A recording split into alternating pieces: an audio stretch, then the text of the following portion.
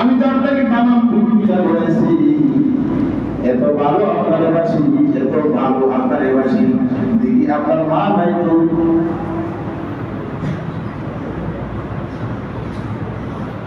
আপনার বাবা মা নাই তো কি হয়েছে, দাদাও চলে গেছে তো কি হয়েছে, এমন একজন মানুষকে আপনাকে আপন বানায় দিলাম যে নিজের পরিবার চেয়ে, নিজের সন্তানের চেয়ে, নিজের জীবনের চেয়ে বেশি ভালোবাসে। সেই আবু তালেব।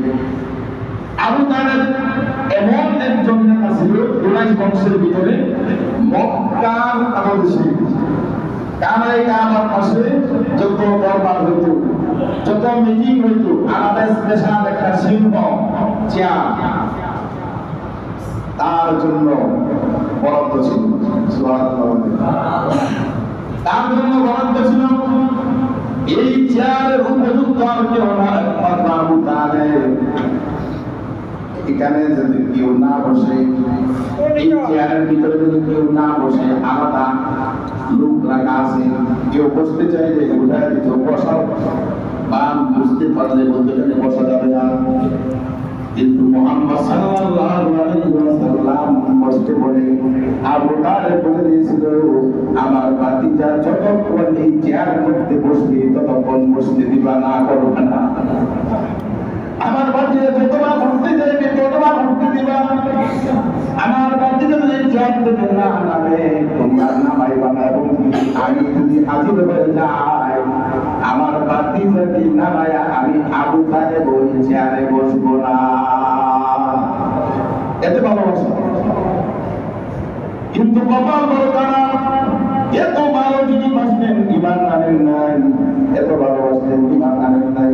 নবীজি বড় হয়ে গেছেন 6 বছর, 7 বছর, 8 বছর, 10 বছর, 15 বছর, 20 বছর, এইভাবে মানুষের সাথে সম্পর্ক হইতে শুরু করলো। আবু তালেব তার ভাতিজাকে অনেক বেশি ভালোবাসে। জীবনে কত মানুষ দেখছি ভাতিজাকে ভালোবাসতে, কত চাচা দেখছি ভাতিজাকে ভালোবাসতে, কিন্তু এমন ভাতিজার ভালোবাসা, এমন চাচা আমরা দেখি নাই।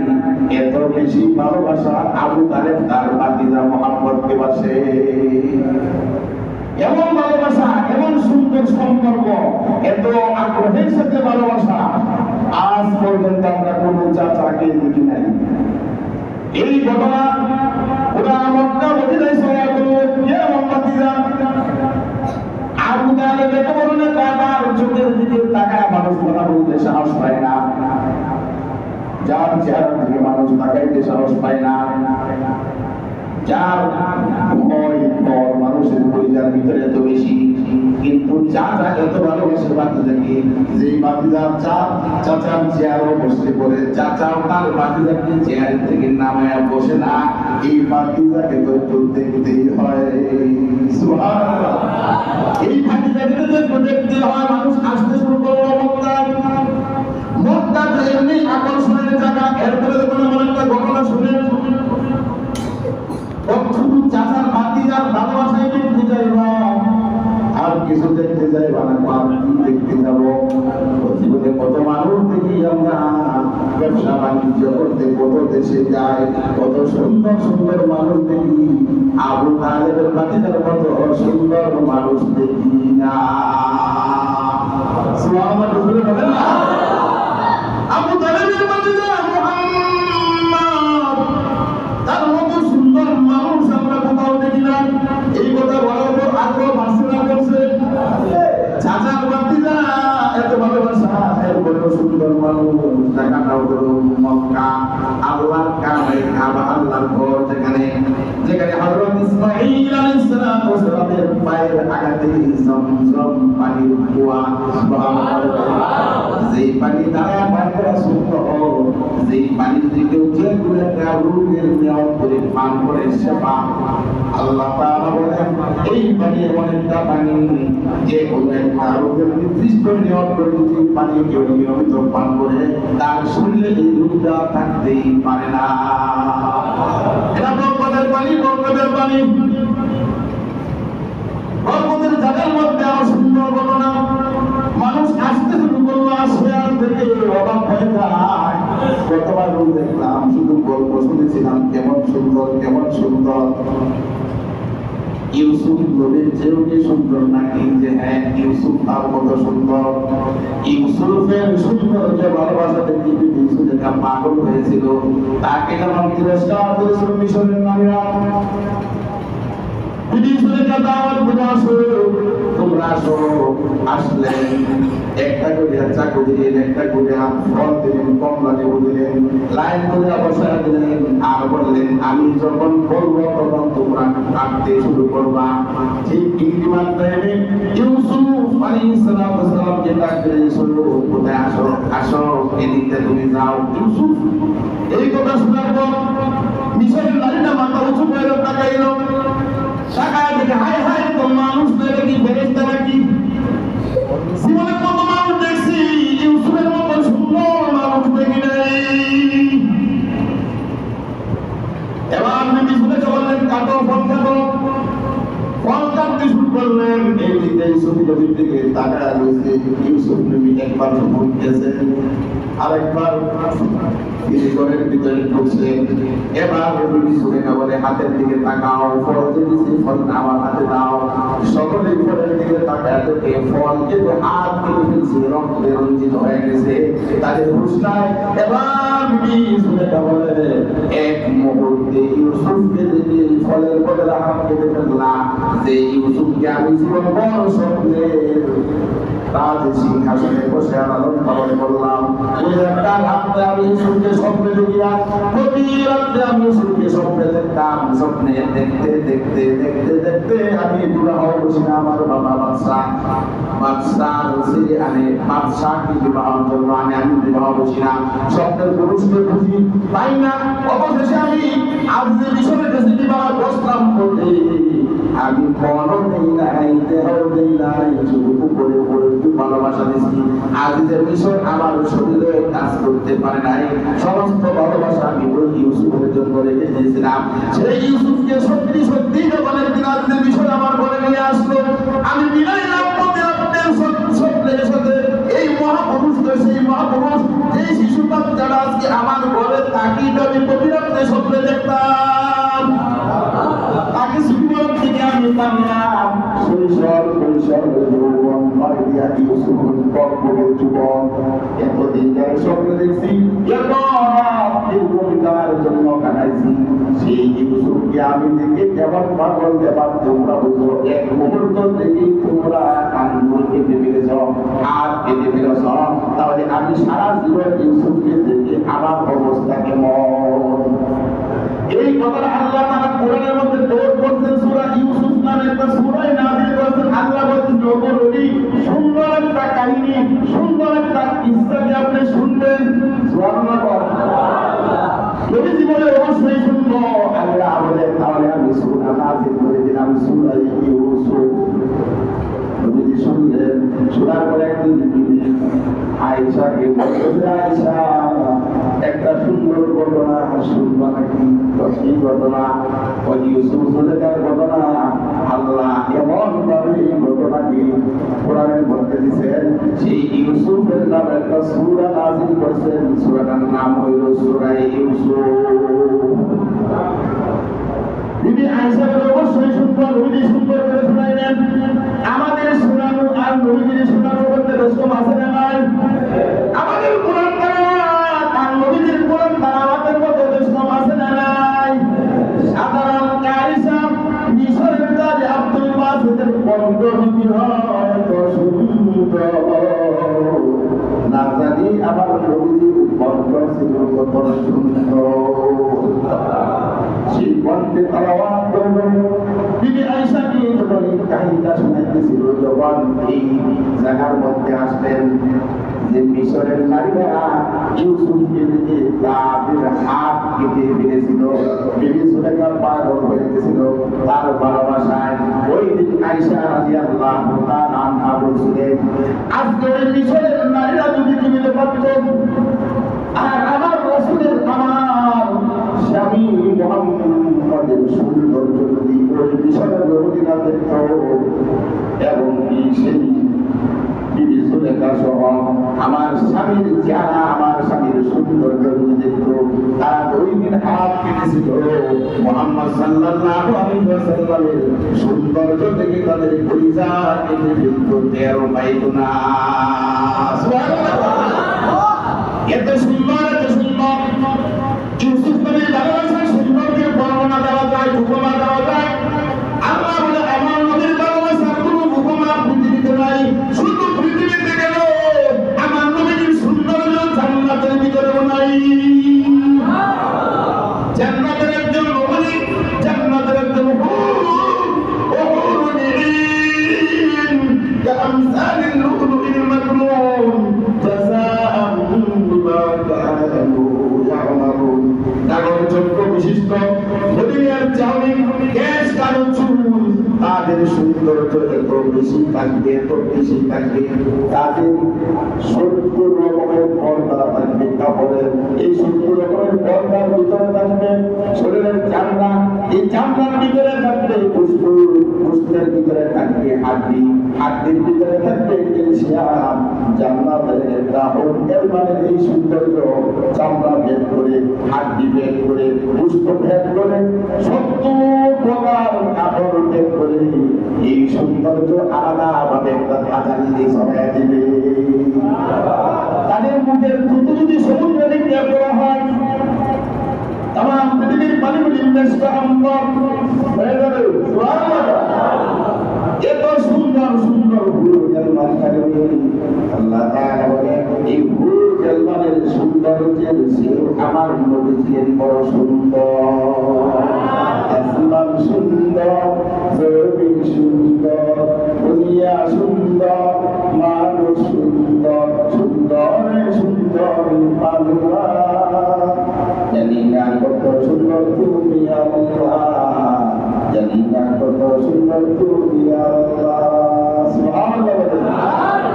যে আল্লাহ এত সুন্দর নবী বানাইলেন, সেই আল্লাহ কত সুন্দর। সুবহানাল্লাহ। সেই আল্লাহকে কিভাবে আমরা পাইব, কিভাবে আল্লাহকে দেখবো, এই জন্য আল্লাহ দুনিয়াতে নবী পাঠাইছেন। নবীজি সাল্লাল্লাহু আলাইহি ওয়াসাল্লামের সৌন্দর্য দেখার জন্য এবং মানুষ আসতে শুরু করলো।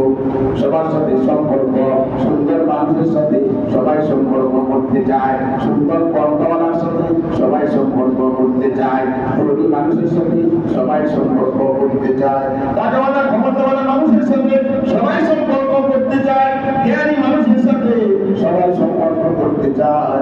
কিন্তু আমার নবী তো সেরা থেকে সেরা, এমন সেরা, এমন সেরা যার উপমা দুনিয়াতেও নাই, পরকালেও নাই। তার সাথে সবাই সম্পর্ক করার জন্য পাগল। নবীজির বাস ভাবতে শুরু করল, প্রত্যেক জীবন বন্ধু বান্ধবের অভাব নাই, সবাই খেলাধুলা করেন, কত জায়গায় বেড়াতে যায়। নবীজি জানে কি কানে পাবে, কি কানে বুঝে, কি স্মরণ করে, কাকে বুঝে, কি জানি বলে পাগল মারা। উম্মতের জন্য চিন্তা, উম্মতের জন্য চিন্তা। মাঝে মাঝে যারা দোহায় নবীজি দিয়া সাধনা করতেন, মনে মনে আল্লাহর কাছে কি কথা উনি বলতেন। বিশ্বনবী রাহমাতুল লিল আলামিনের বয়স যখন 40, তার আগে কিছু বিবি খাদিজার করে রাখা বকরি চড়াইছেন। সুবহানাল্লাহ। কি চড়াইছেন? বকরি চড়াইছেন, ছাগল চড়াইছেন। বিবি খাদিজা বলেন এই যুবক যখন আমার বাড়িতে আমার ব্যবসার কাজে নিয়োগ করলাম, আমার ব্যবসার মধ্যে বরকত, বেড়াপড়তে তোমার ফলের মধ্যে বরকত, আমি আলাদা কিছু অনুভূতি পাই, আলাদা কিছু অনুমান করি, আলাদা কিছু আমি দেখতে পাই। বিবি খাদিজা বলে আমি একটু তাকায় দেখি, সারা মরুভূমির ভিতরে এত বেশি রুদ্র, এত বেশি রুদ্র, এত মোহাম্মদ যেই জায়গায় বসে আছে তার মাথার উপরে এক খণ্ড মেঘ মনা এসে ছায়া দিচ্ছে। শুধু কি তাই, বিবি খাদিজা বলে আমি একদিন দেখি একটা ভাগ এসে বসা, নবীজির দিকে তাকায় বসে, বা চোখ দিয়া জড়জড় করে পানি দিচ্ছে, একটা সাপ সারা আদর মারামার টাকা দিয়া বাতাস করতেছে এমন অবস্থা। গাছ বাড়ার দুর্বলতা বলে ছেড়ে কোনো অবস্থা। কি ব্যাপার, আসমানের সূর্যটাও তাকে আরাম করি, তার রূপকে সে বলে আমি আশ্চর্য মানুষ দেখলাম, ভালো করে তাকায় দেখি এই মানুষটা মানুষ সাধারণ মানুষ নয়, অসাধারণ মানুষ। তার চেহারা, তার চরিত্র, তার কথাবার্তা, তার উঠা বসা সব কিছু থেকে আমি কখন যে মুহাম্মদকে আমার মন দিয়ে দিলাম আমি নিজেও জানি না। সুবহানাল্লাহ বলেন না? আমার মন আমি শুনে দিয়েছি। বিবি খাদিজা বলে আমি এমন পাগল এবং বেকার হয়ে গেলাম, আমার মনের অজান্তে আমি একজন ব্যবসায়ীদের সাথে আলাপ করে বসলাম, আমি মুহাম্মদকে ছাড়া বাঁচব না, মুহাম্মদ আমাকে বিবাহ করবেনি, কারণ আমার বয়স 40। আমার বয়স কত? বিবি খাদিজা বলে আমার বয়স তো 40, মুহাম্মদ তখন তৎপরে যুবক, 25 বছর বয়স। 25 বছরের তৎপরে যুবক, সাধারণ যুবক নয়, অসাধারণ যুবক, এত সুন্দর মানুষ, এত সুন্দর মানুষ, বংশ মানুষ, ওরাই বংশের লোক, আমাকে বিবাহ করবেনি। মুহাম্মদ সাল্লাল্লাহু আলাইহি ওয়াসাল্লামের কাছে প্রস্তাব পাঠায় দিল। নবীজি সাল্লাল্লাহু আলাইহি ওয়াসাল্লাম বলেন এটা আমি একা সিদ্ধান্ত নিতে পারবো না, আমার তো টেনশন আছে, আমার বন্ধুরা আছে, তাদের সাথে একটু পরামর্শ করি। যখন পরামর্শ করতে গেল কাফের মুশরিক বেঈমানরা, তারা চিন্তা করলো খাদিজাকে বিবাহ করলে তো মুহাম্মদ টাকাওয়ালা হয়ে যাবে। নাউজুবিল্লাহ বলেন। মানে কাফের মুশরিক বেঈমানদের যে কত জ্বালা। দেখবেন দুনিয়াতে কিছু মানুষ আছে, হুজুর যদি একটু গাড়ি ব্যবহার করেন, আরে হুজুর কি গাড়ি চালায়? হুজুর যদি প্রাইভেট কার ব্যবহার করেন, হুজুর যদি প্রাইভেট কার চালায়, হুজুরের বাড়ি 5 টাকা কি দেবো, হুজুরের বাড়ি আমার 5 টাকা। আরে হুজুর একটু টাকাওয়ালা হলে সইতে পারে না, হুজুর একটু ভালো ছেলে বেটা সইতে পারে না। তারা মনে করে হুজুররা গোলামের মতো থাকি, আমরা যা বলবো তা করি। আল্লাহ বলে না, যার পিছনে নামাজ পড়ে তাকে গোলাম বানাবে না, গোলামের পিছনে নামাজ পড়ে না সে তো ইমাম, ইমাম মানে নেতা। ইমামের জন্য মসজিদে স্পেশাল জায়গা থাকে, মসজিদে স্পেশাল ফ্রেম থাকে, মসজিদে তার জন্য স্পেশাল বসার জায়গা থাকে। এই স্পেশাল চিন্তা তারা মসজিদের ভিতরে তোমরা যেমনি ভাবে বড়, সমাজের ভিতরে যদি একজন নেতা যেমনি ভাবে স্পেশাল চিন্তা করতাম, সম্মান ভালোবাসা দিতাম, সমাজের মানুষ মানুষ হয়ে তোলা অশ্রদ্ধা বোধ থাকতো না, সকলের শ্রদ্ধা বোধ থাকতো। ইমামকে সবাই মানত, ইমামকে দেখতে করে কেউ গুনাহের কাছে জড়াইতো না, ঠিক না? ইমাম মসজিদের ভিতরে নামাজ পড়লে আপনি নামাজ পড়েন, ইমাম বসে থাকলে আপনি বসে থাকেন, ইমাম সাজদায় গেলে আপনি সাজদায় যান, ইমাম সালাম দিলে আপনি সালাম দিন, ইমাম আমিন বললে আপনি আমিন বলেন। ইমাম মোনাজাত শেষ করে আপনিও মোনাজাত শেষ করেন। এই জায়গায় ইমামকে মানলেন, বাহিরে গিয়া মেম্বার ইলেকশনে ইমামকে মানা হয় না, চেয়ারম্যান ইলেকশনে ইমামকে মানা হয় না, এমপি মন্ত্রী ইলেকশনে ইমামকে মানা হয় না, বিচার পরিষদে ইমাম সাহেবকে মানা হয় না, আইন আদালত ইমাম সাহেবকে মানা হয় না, high court, supreme court, magistrate court, জজ কোর্ট ইমাম সাহেবকে মানা হয় না। মানা হয়, মানা হয়। ইমাম সাহেবকে নামাজ পড়াবে, বাহিরে গিয়ে বিবাহ করাবে, পড়লে মানুষ আলাদা পড়ে একেবারে 14 গোষ্ঠী জান্নাতে ঢুকায় দেবে, এমন মোনাজাত করবে। জানাজার বইলেও মোনাজাত, ওপরে লাশ লেগে মোনাজাত, 7 দিন করে মোনাজাত, 1 মাস করে মোনাজাত, বছরে বছরে মোনাজাত। আল্লাহ তামাম পৃথিবীর মানুষ মিলেও যদি মোনাজাত করে কবরের পাশে গিয়া যারে কবরে রাখছে, তার মানুষ যদি কোরআন ছিল না, ব্যক্তি জীবনে কোরআন ছিল না, দাম্পত্য জীবনে কোরআন ছিল না, সামাজিক জীবনে কোরআন ছিল না, রাষ্ট্রীয় জীবনে কোরআন ছিল না, রাজনীতিতে কোরআন ছিল না, আন্তর্জাতিক জীবনে কোরআন ছিল না, এমন একজন মানুষকে কবরে নামায় তুমি যখন বলো বিসমিল্লাহি ওয়া আলা মিল্লাতি রাসূলিল্লাহ, আল্লাহ আলে রাসূলের বলে কবরে রাখলাম, আল্লাহ বলেন না, নো নেভার, এটা হতেই পারে না।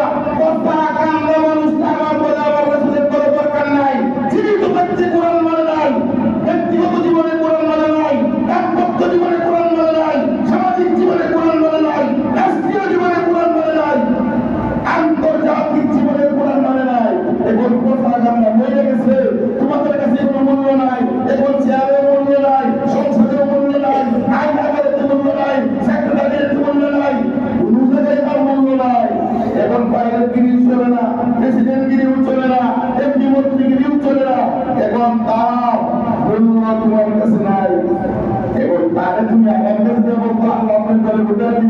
আল্লাহ বলা এরকম লোক আমার দরকার নেই, এরকম লোক আমার দরকার নেই। জীবন দরকার দেওয়া মদ, হিরোইন, ইয়াবা, ফেন্সিডিল নিষিদ্ধ করে দিন বেগম পাড়া। হোটেল ছেড়ে দেওয়া, হোটেল রসি, হোটেল সুরের গাও, বিবির হাতের খানা ভালো লাগে না, গুরুদের মন্দির হাতের খানা। এখন যদি এমপি মন্ত্রী কয়জন দিয়ে 10 নারী লাগে, এই চরিত্র ফুলের মতো পবিত্র। আল্লাহ বলেন না ওয়া ইন্নাকা লাআলা খুলুকিন আযীম, আমার রাসূলের চরিত্র শ্রেষ্ঠ চরিত্র। রাসূলকে ভালোবাসেন, তাই বিনা করলেই ভালোবাসা। আমাদের পায়ের আঙ্গুলের মাথা থেকে মাথা পর্যন্ত, পায়ের আঙ্গুলের মাথা থেকে মাথা পর্যন্ত সুন্নতের অভাব আছে? সুন্নতের অভাব আছে? শরীরের মধ্যে সুন্নত, মুখের মধ্যে সুন্নত, মাথার মধ্যে সুন্নত, আঙ্গুলের মধ্যে সুন্নত, পায়ের মধ্যে সুন্নত। আমরা টয়লেটে ব্যবহার করি, সুন্নত তরিকার রিজাকুল ব্যবহার করি। আমরা খানা খাই, দস্তরখান বিছাইয়া শুইতে যাই সুন্নত, ঘুমের থেকে উঠি সুন্নত, নামাজের ভিতরে সুন্নত, চলার ভিতরে সুন্নত, পড়ার ভিতরে সুন্নত, ব্যবসার ভিতরে সুন্নত। আমরা হয়ে যাই অভাবী, আর আপনি খালি কুমিরাত করে হয়ে আমরা সুন্নি। আমাদের সুন্নি দেওয়া, সুন্নি আমার দরকার নাই। আমার সুন্নত 24 মাস ব্যবসায়, বাণিজ্যে, আইনে, আদালতে, নামাজে, মাহফিলে, বিবাহ শরীরে সব জায়গায় যে আমাদের সুন্নত পালন করে, সে হইল অরিজিনাল সুন্নি।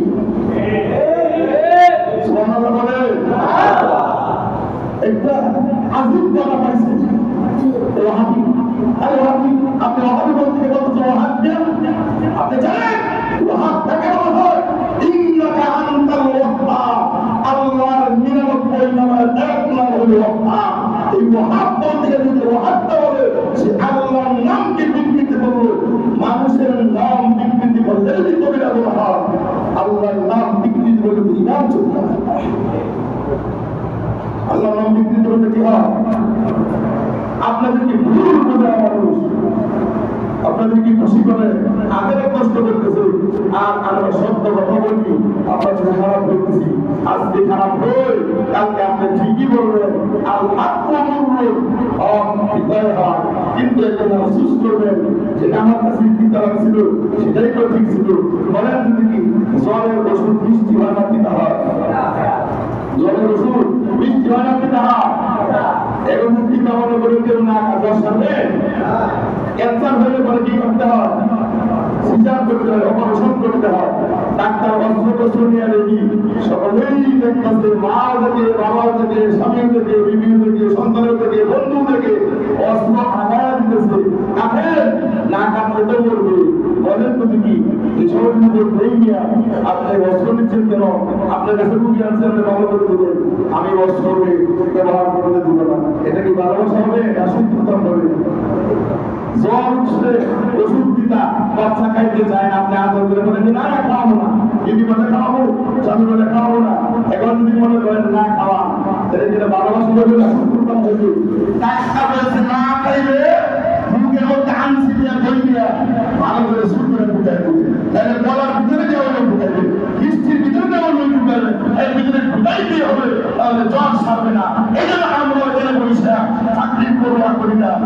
এবার যদি ভালো হয়ে না হবে তারা করে বলি, আর যেন খাইয়া শরীরের রূপ যদি ওষুধ খাইলে না ছাড়ে, মনের রূপ কোরআন না দিলে ছাড়বে না। এই জন্য মনের ভিতরে যে রূপ হয়, কোরআনের ভিতরে রূপ হয়েছে, এই রূপ সারাইতে হলে একটু কথা শুনতে হবে, শুনতে গেলে মন খারাপ হবে। বাড়িতে গিয়া ঠান্ডা মাথায় চিন্তা করবেন, অন্যতায় রাত কষ্ট করে এবং টেলিফোনের চিন্তা নাই, ব্যবসার চিন্তা নাই, বাজারে ঘুমাইবেন।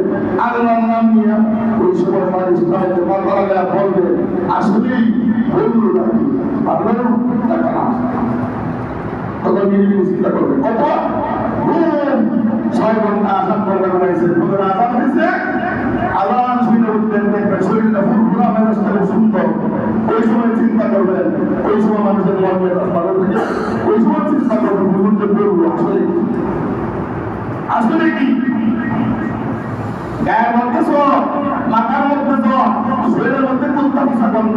এরা শুননি নামাজ পড়া করতো, এরা শুননি না আমরা 5 ওয়াক্ত নামাজ পড়ি না, সব সময় কোন হাদিসের কথা বলি,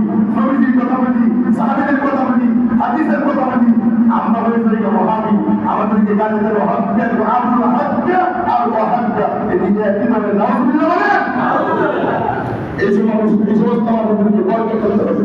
এবার আগে তালিবানি কইরা এবার কোনো দিকে ছিল না, রাষ্ট্রই চলতেছিল তালিবানি কইরা করেন যুবকরা খুব সচেতন, ঠিক না বলে এবার যুবকরা খুব সচেতন, যুব সমাজ পবিত্র, যুব সমাজ চরিত্র, যুব সমাজ পরিবর্তন, রাষ্ট্র পরিবর্তন হয়ে যাচ্ছে।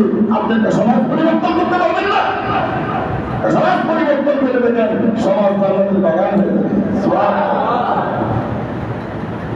বিবাহ পয়গাম হয়ে গেল, বিবাহ হয়ে গেল, অনেক চরিত্র অনেক কিছু নাম বলছে, টাকা হয়ে গেল, পয়সা হয়ে গেল, বিবাহ যখন হয়ে গেছে এখন আর পারল না থেকে এখন বলে সর্বনাশ, এই যুবকেরা তোমরা যে মোহাম্মদকে ভালোবাসো এই মোহাম্মদকে কবল করে ফেলবে।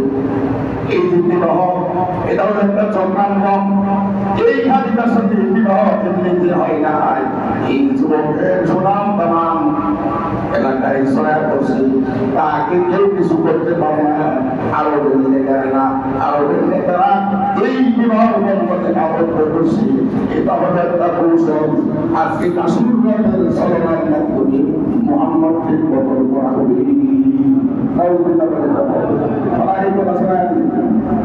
যুবকরা বলল যে মোহাম্মদের সুন্দর ভালোবাসার মানুষ সত্যি তাই আজকে বিবাহ নামে খাদিজার সাথে বিবাহ দেওয়া আজকে বাসুরাত্রে মোহাম্মদের সাথে হত্যা করবি।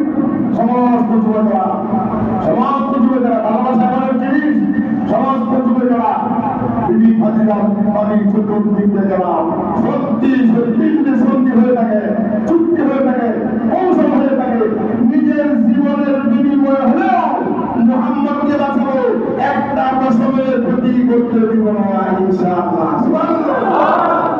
তার আগে যুবকরা রাসূলের দুইজন নবীজি বলতেছে আমি ছিলাম আপনার গোলাম, আপনার বাড়ির প্রতি দেওয়াবুদ্ধি তোমরা ছড়াইছি, আমি আপনার কাছে ছিলাম, আমার কিছু নাই, বারো নাই টাকা নাই পয়সা নাই, আপনি এত সম্পদ আমার কাছে বিবাহ কেন বসছেন, আমার তো কিছু নাই। তিনি শুনে কেমন কিছু নাই, কে বলছে কিছু নাই, আমার যা সম্পদ আছে সব কিছু আপনার দান করে দিলাম, সব কিছু। এই ঘটনা যখন শুনছে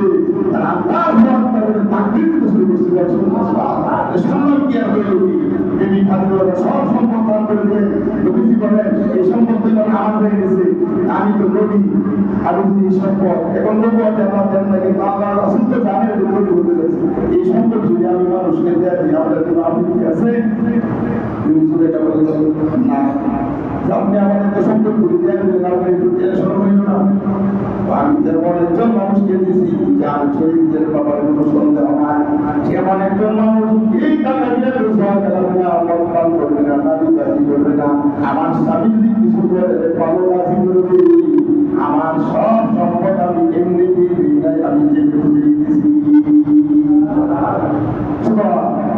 যদি স্বামী খুশি হয়ে কিছু দেয় এটা সুন্দর, চাপ দিয়ে কিছু নিলেন না, বাপের বাড়ি থেকে আনতে বললেন না সেহেতু, এবং যদি দিদি চাকরি করে চাকরির টাকাটা তার কাছে জোর করে নেবেন না, চাকরি বিবাহ করার পর তো চাকরি করা বুঝে চাকরি না করে স্বামী থাকবে দিদিকে বড় করছেন দায়িত্ব সব, এরপরে যদি চাকরি করে এই স্বামীর টাকা নেওয়ার জন্য দিবেন না, বিবির টাকা দিদি যদি ইচ্ছা করে দেয়, তার জীবন খবর সব দিয়েছে, আপনি এমন ভালোবাসা দেন তার টাকাও আপনাকে দিবি, দিলেও পরে আপনি কিছু দেওয়া রাখবেন না, এটা তোমার আমাকে এই পরিমাণ দিয়েও থাকবে তোমার কাছে, কিন্তু তারও তো পড়াশোনা করেছে, সবাই আছে, আপনাদের আছে, আত্মীয় সবাই আছে, আল্লাহ তাআলা আমাদেরকে আল্লাহ রাসূলের